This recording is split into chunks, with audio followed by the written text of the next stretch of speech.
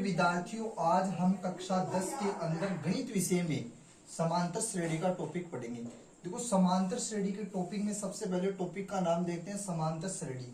श्रेणी का मतलब होता है श्रृंखला। श्रृंखला मतलब संख्या की एक श्रेणी होती है, जैसे 2, 4, 6, 8 ऐसे ये चलते चलेंगे। ये एक संख्या की क्या है, श्रृंखला है। इसमें पहला वर्ड क्या है, समांतर।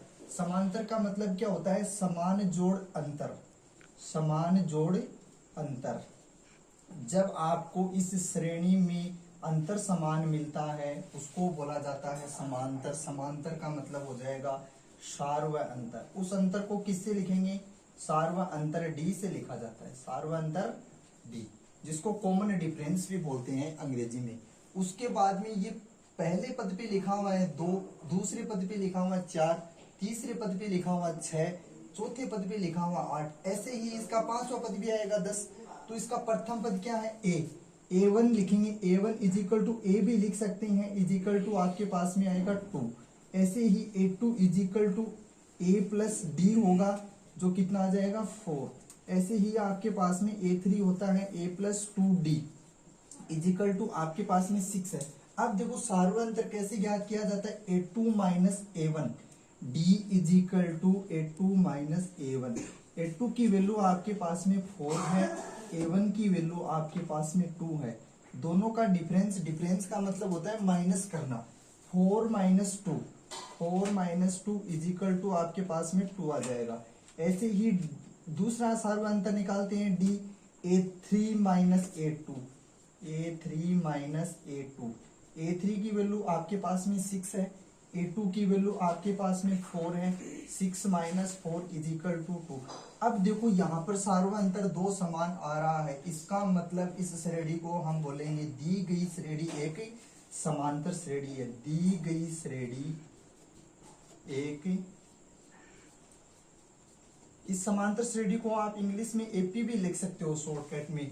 क्या एपी का मतलब होता है अर्थमेटिक प्रोग्रेशन। अर्थमेटिक यानी समांतर, प्रोग्रेशन यानी सीरीज या श्रृंखला बोला जाता है। नेक्स्ट क्वेश्चन करते हैं इसके ऊपर। देखो, ऐसे ही समझते रहना है आपको।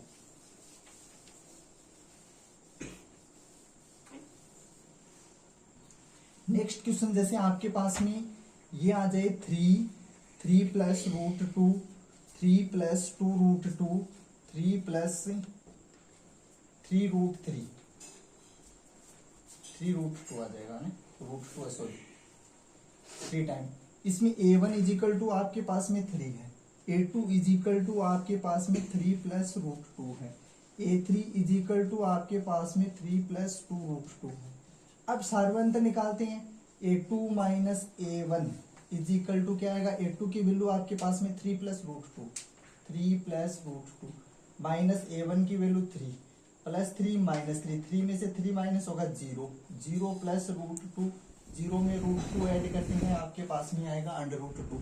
सबसे पहले मैं आपको एक बात बता दूं, ये अंडर रूट क्या होता है। अंडर रूट कुछ नहीं होता, अंडर रूट आधी घात होती है।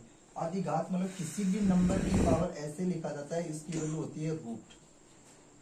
तो ये बीच में आ गया इसलिए मैंने आपको रूट बताया। रूट क्या होता है, इसके अंदर एक्स लिख देंगे।